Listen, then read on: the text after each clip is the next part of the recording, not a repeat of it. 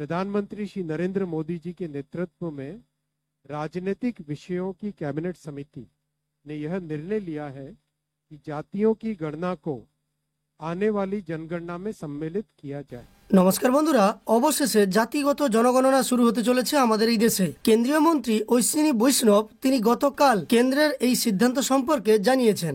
তো এইবারের জনগণনায় জনগণনার সঙ্গে সঙ্গে জাতির ভিত্তিতেও জনগণনা হবে, তেমনটাই তিনি ঘোষণা করেছেন। কিভাবে জনগণনা হবে, কোন পদ্ধতি অবলম্বন করা হবে, সেই সম্পর্কিত সমস্ত তথ্য আজকের ভিডিওর মাধ্যমে আমরা আলোচনা করব। আজকের নানান সংবাদপত্রে এই সংবাদ প্রকাশিত হয়েছে। তো চলুন এখনকার ভিডিওর মাধ্যমে আমরা এই সংক্রান্ত সমস্ত তথ্যও যেমন দেখব, সেই সঙ্গে কেন্দ্রীয় মন্ত্রী অশ্বিনী বৈষ্ণব এই সম্পর্কে কি জানিয়েছেন তা সম্পূর্ণ আপনাদের শুনিয়ে দেব। ভিডিওটি শুরুর পূর্বে আপনাদের কাছে একটি ছোট্ট অনুরোধ করব, এই চ্যানেলে নতুন এসে থাকলে অবশ্যই চ্যানেলটিকে সাবস্ক্রাইব করে পাশে থাকা নোটিফিকেশন বেল আইকনটা অল করে রাখবেন পরবর্তী ভিডিওর নোটিফিকেশন সবার প্রথম পেয়ে যাওয়ার জন্য। তো দেখুন, এই নিয়ে প্রকাশিত সংবাদে জানানো হয়েছে এবার একটি অত্যন্ত বড় আপডেট সামনে এসেছে। এই প্রসঙ্গে প্রাপ্ত তথ্য অনুযায়ী জানা গিয়েছে যে খুব দ্রুত দেশে জাতীয় জনগণনা শুরু হবে। সবথেকে উল্লেখযোগ্য বিষয় হলো ওই সময়ে আদমশুমারির সাথেই জাতি গণনাও হবে বলে কেন্দ্রীয় মন্ত্রিসভা সর্বসম্মতিতে সিদ্ধান্ত নিয়েছে বলে জানা গিয়েছে। বুধবার এই সংক্রান্ত তথ্য উপস্থাপিত করেছেন কেন্দ্রীয় মন্ত্রী অশ্বিনী বৈষ্ণব। দেশ জুড়ে এবার হবে জাতি গণনা। প্রসঙ্গত উল্লেখ্য যে বিরোধীদের তরফে জাতি গণনার জন্য লাগাতার দাবি জানানো হয়েছিল। বিশেষ করে এই দাবিতে বারংবার সরব হয়েছেন কংগ্রেস সাংসদ রাহুল গান্ধী।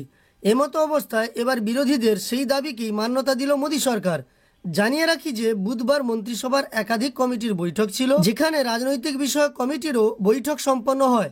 ওই বৈঠক শেষে সাংবাদিকদের মুখোমুখি হন কেন্দ্রীয় মন্ত্রী অশ্বিনী বৈষ্ণব, যেখানে তিনি জানান আগামী জনগণনার অংশ হতে চলেছে জাতি গণনা। মন্ত্রিসভার রাজনীতি বিষয়ক কমিটি এই সিদ্ধান্ত নিয়েছে, অর্থাৎ সোজা কথায় বলতে গেলে আদমশুমারির সময়ে দেশে মোট জনসংখ্যার মধ্যে কোন জাতির কত সংখ্যা রয়েছে এবং কোন সম্প্রদায়ের মধ্যে কত উপজাতি রয়েছে সেই পরিসংখ্যানই মূলত গণনা করা হবে। জানিয়ে রাখি 2011 সালে শেষবার ভারতে জনগণনা করা হয়েছিল।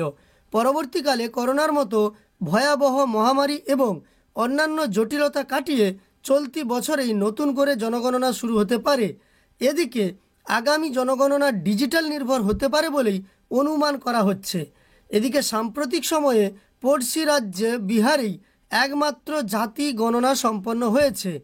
ওই পরিসংখ্যান থেকে জানা গিয়েছে ওই রাজ্যের মোট জনসংখ্যার 36%ই অতি অনগ্রসর শ্রেণীর মানুষ। পাশাপাশি অনগ্রসর শ্রেণীর মানুষ 27.1%, তফসিলি জাতি 19.7% এবং 1.7% তফসিলি উপজাতির মানুষ বসবাস করছেন। প্রসঙ্গত উল্লেখ্য যে বিরোধী দলনেতা রাহুল গান্ধী বারংবার জাতি গণনার বিষয়ে দাবি জানালেও এদিন অশ্বিনী বৈষ্ণব স্পষ্ট জানান কংগ্রেস সরকার লাগাতার জাতি গণনার বিরোধিতা করে আসছে। মনমোহন সিং 2010 সালে জানিয়েছিলেন জাতি গণনার বিষয়টি মন্ত্রিসভায় বিবেচনা করা উচিত। পাশাপাশি এই বিষয়ে বিবেচনা করার জন্য মন্ত্রীদের একটি কমিটিও গঠন করা হয়, যেখানে অধিকাংশ রাজনৈতিক দলই জাতি গণনার সুপারিশ করে। যদিও কংগ্রেস সরকার জাতি গণনা না করিয়ে কেবলমাত্র জাতি সমীক্ষা করায়। যাই হোক, এই সংবাদের মাধ্যমে আমরা দেখলাম যে জাতি জনগণনা কিন্তু এবারের জনগণনার অংশ হচ্ছে, অর্থাৎ কোন জাতি বা কোন সম্প্রদায়ের উপস্থিতি কতটা দেশে সেটাও কিন্তু এবার নির্বাচন হবে বা সেটারও কিন্তু সংখ্যা জানা যাবে। যাই হোক, পরবর্তী সময়ে এই সংক্রান্ত আরও তথ্য হলে আপনাদের যেমন জানাবো। তবে কেন্দ্রীয় মন্ত্রী অশ্বিনী বৈষ্ণব এই সম্পর্কে কি জানিয়েছেন আপনারা সরাসরি শুনে নেন। এবং যাওয়ার আগে আপনাদের জানিয়ে রাখি, এই চ্যানেলে নতুন এসে থাকলে অবশ্যই চ্যানেলটিকে সাবস্ক্রাইব করে রাখবেন। ভিডিওটি ভালো লাগলে একটি লাইক করবেন, কারণ এই ধরনের তথ্য প্রতিনিয়ত এই চ্যানেলে আপনারা পেয়ে যাবেন। Friends, I will read this statement in English. Congress governments have always opposed caste census. Caste was not included in all the census operations conducted since independence. In 2010, then Prime Minister late Dr. Manmohan Singh ji had assured the Lok Sabha that the matter of caste census should be considered in the cabinet. A group of ministers was formed to consider this subject. Most of the political parties had recommended caste census. Despite this, Congress government decided to conduct only a survey of caste instead of a caste census. That survey is known as SECC. It is well understood that Congress and its Indie alliance partners have used caste census only as a political tool. As per Article 246 of the Constitution of India, the subject census is listed at 69 in the Union list in 7th schedule. According to Constitution of India, census is a union subject. Some states have conducted surveys.